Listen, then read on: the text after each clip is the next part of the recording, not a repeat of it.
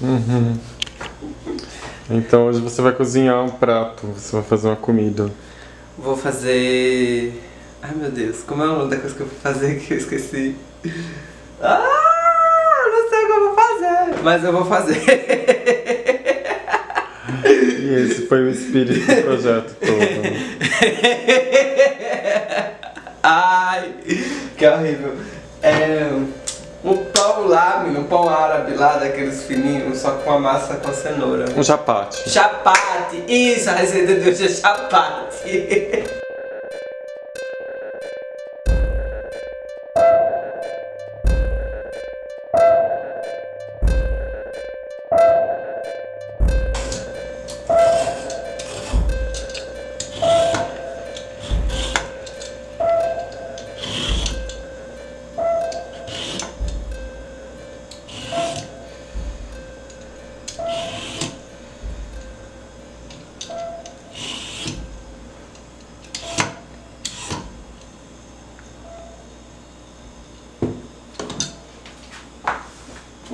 O que o projeto é, né? Na verdade, ele é tudo que ele não pode ser também, mas enfim. O projeto ele se organizou da seguinte maneira. Eu, mediante a pandemia, estava com essa ideia, né, de proposições artísticas que tinham essa relação afetiva com a comida também, né? Porque eu passei grande parte da pandemia cozinhando. E aí eu tô num processo de vegetarianismo / veganismo. E aí isso me acessou relações de cuidado, relações de saudade também, lembranças, né, afetivas que tinham esse entorno da comida. E aí eu pensei que esse projeto poderia facilitar uma relação, eu acho, mais íntima com as pessoas. E a intimidade no sentido que é para ser um projeto 1 para 1, né? Ele é um projeto 1 para 1, na verdade. Ele está configurado nessa instância. Então, eu faço uma performance e ela é uma performance individual nesse sentido, né? Porque é individual e é em dupla, mas ela é coletiva também, se a gente pensar de outra forma.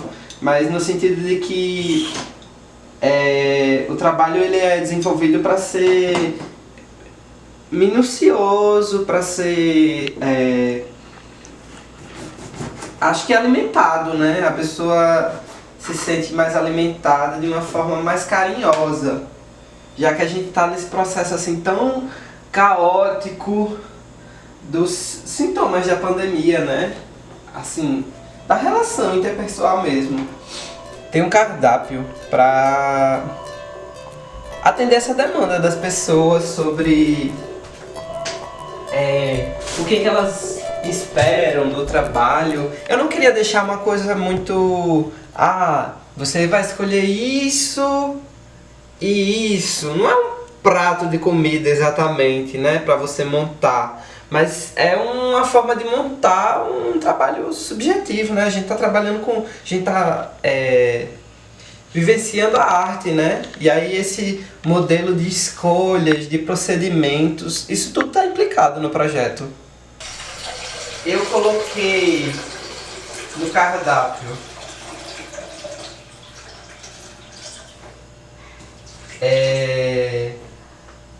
o nome delas, né? Pedi para elas darem o nome, informações pessoais como o signo,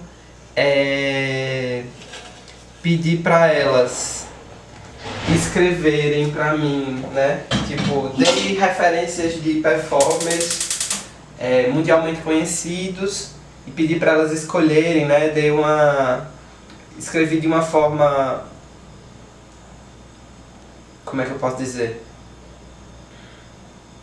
De uma forma que esses performers mundialmente conhecidos, eles tivessem um caráter de um prato, né? Eles fossem um prato. Também tive a ideia de colocar performers do Rio Grande do Norte, né? Que foi esse lugar onde eu comecei a investigar esse trabalho artístico, né? Trabalho artístico da performance em si. Aí você pode escolher um número no cardápio e a gente trabalhou com a ideia de 7, né? 7 divisões no cardápio, 7 performances, 7 dias para fazer os trabalhos. A gente teve uma ideia produzindo o Work in Process que foi vamos fazer um sorteio no Instagram porque o Instagram, na minha concepção, é a rede social mais popular entre os jovens, e enfim, né, tem esse grande lugar de popularização. Então surgiu essa ideia de fazer um sorteio para escolher essas pessoas, né, que iam estar na inauguração do Work in Process, né, que iam ganhar as primeiras performances desse trabalho. Então, a gente organizou assim, como uma espécie de sorteio mesmo, de prêmio, né? Poderiam ter pessoas do meu convívio social, né, que seria mais fácil, já que o sorteio foi feito na minha página no Instagram, só que além disso poderiam aparecer pessoas de fora, né, que era o que era mais interessante para o trabalho em si, né, tipo pensar nessa relação do outro, né, da pessoa que eu não conheço também, que quando a gente pensa em algumas vezes nos trabalhos artísticos, principalmente no contexto onde eu venho, no Rio Grande do Norte, muitas das pessoas que acompanham artisticamente os trabalhos nas cidades, né, Parnamirim, Natal, região metropolitana em modo geral, são as mesmas pessoas. Então, ter um acesso a uma pessoa que não é do meu convívio social também era uma coisa que estávamos pensando. Sim. Sobre a necessidade de fazer a performance mediante esse caos pandêmico, né? Às vezes a gente tem a licença poética para trabalhar com a precariedade, mas a precariedade não no sentido do trabalho ser precário, mas o material, o uso do material, né? A gente tentou trabalhar com esses materiais mais acessíveis, né?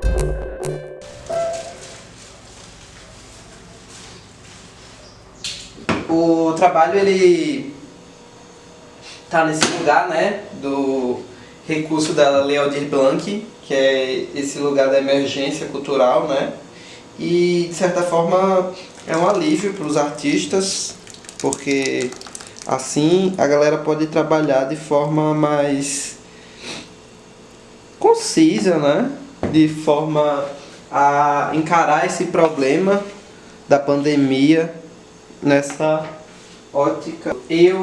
A gente tava com essa ideia, né, de pessoas que estavam espalhadas pelo Brasil, né? Eu acabei chamando as pessoas para trabalhar comigo e algumas delas estão morando em São Paulo, que é o Vicente e o Vinícius, né? O Vicente, ele trabalha no projeto captando as imagens, é a pessoa que está atrás da câmera aí, falando com vocês, Às vezes. mostrando, né, para vocês, às vezes. E o Vinícius é a pessoa que está fazendo a identidade visual do projeto, né, o designer. E a própria residência artística que se configura nesse lugar, né, de prática em continuidade, né? Não preciso ter um produto. O fato de eu estar aqui, já estar produzindo tudo isso, já é uma gama de possibilidades. Os meninos, eles têm uma dinâmica de trabalho que é diferente da minha, né? Pelo menos que eu tinha, porque eles acessaram mais coisas aqui em São Paulo. Então eles trabalham não somente nesse projeto, mas nos projetos pessoais deles, né?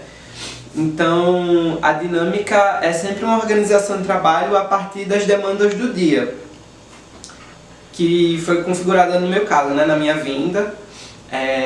A gente separou dias de reunião, dias de experimentações com materiais usuais das práticas deles. Por exemplo, teve um dia que eu fiz uma oficina de barro com o Vinícius. Foi de estar reunindo com eles, né, para eles irem me dando o feedback do trabalho, né? Eles vão mostrando, eu consigo fazer isso e isso, a partir do que eu fui pedindo, né? E a gente foi somando essa ideia da construção poética, propriamente dita, né? Essa configuração poética, ela não tá só em mim. Eu sozinho não sou o proponente desse trabalho, né? Juntamente com os produtores, o Eda, a Larissa, o Alexandre, todo mundo tá pensando numa forma de configuração que se estabeleça com as ideias que eu tive inicialmente no trabalho, né? E todo trabalho artístico, ele se reconfigura, né? Ele nunca é o que a gente planeja no papel, ou faz numa planilha, ou escreve no edital. Ele é a prática, ele é a soma das ideias das pessoas, a configuração do conjunto, ele é a obra de arte total. O fato de fazer, de mostrar como está sendo feito, é que é o resultado.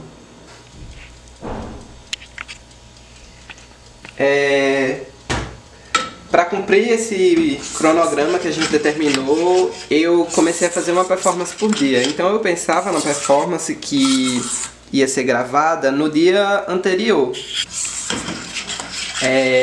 Então eu passava o dia inteiro nessa organização espacial, cenográfica, mental, né? E posteriormente, depois que organizava o espaço, a gente pensava na articulação do vídeo, né? Porque era meio como uma surpresa, né? Essa determinação, essa forma de organização, né? Tipo, eu pensava no espaço, eu tinha a imagem, só que a gente não tinha os posicionamentos ainda. E aí pensava na estratégia de gravação dos vídeos a partir dessa organização espacial. Claro que foi um diferencial nesse trabalho, porque normalmente eu não penso trabalho para vídeo, né? Eu sempre vivenciei a prática das artes cênicas, então eu nunca pensava o processo artístico a partir do vídeo, né? Eu sempre pensava a partir do corpo e do espaço. E no vídeo a gente tem uma dinâmica diferente de trabalho, de funcionalidade. Tudo isso foi explicado para mim pelo Vicente, né? Que é essa pessoa que está editando o processo e trabalhando com os vídeos, né? Porque fazem parte desse aprimoramento do meu trabalho artístico. E são espécies de oficinas, né? Com o Vinícius eu aprendi a fazer coisas mais manuais, desse tato, investigar um pouco a organização do designer. E com o Vicente eu aprendi a pensar a trajetória do vídeo, a organização do vídeo, essa dinâmica de edição. Falou direitinho, muito bem.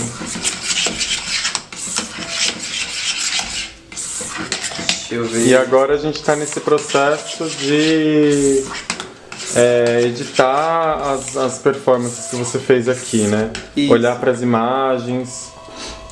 E olhando com atenção para as imagens, né? Até para a própria organização da dinâmica do processo, eu percebi que eu centralizava muito o trabalho, né?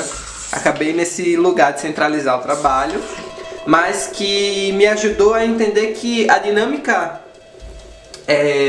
desse tipo de processo não é centralizar, na verdade é oposta, é descentralizar, né? Tipo, eu esqueci algumas relações de dinâmicas que eu gostaria que tivesse no trabalho, como trilha sonora, que foi uma coisa que eu pensei posteriormente. E aí o Conceitinho entrou pra fazer essa trilha sonora, ele tá dando muito nome na trilha sonora do trabalho.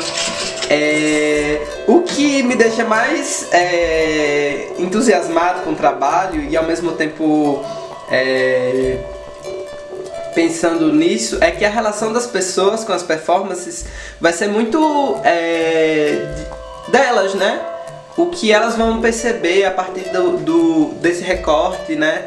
Do que foi o menu, do que ela pediu, do que eu propus. Mas aí ela não vai ter... Ela pode devolver via mensagem e tal, mas vocês vão ter o feedback do que foi essa construção, né? Vocês estão tendo feedback do que foi essa construção espacial, essa dinâmica de pensar a performance. As entregas nesse momento, elas vão funcionar via redes sociais, tá bom? Instagram ou WhatsApp, porque ficaria inviável a gente traçar esse percurso de deixar as performances nas casas das pessoas, né? Por causa da pandemia e tal. Então, eu vou enviar para a pessoa uma espécie de agradecimento pela participação, né? Escrever um texto explicando um pouco do que é aquele prato para ela. E aí... O prato, eu digo, a performance. E aí, ela vai me dar um feedback se ela quiser, né? Porque eu também tô pressupondo que ninguém é obrigado a nada. Tá na Constituição. E é isso. Hoje é dia 20 e... Não. Hoje é dia 19 de abril, segunda-feira, e estamos prestes a terminar as gravações do Work in Process in Delivery.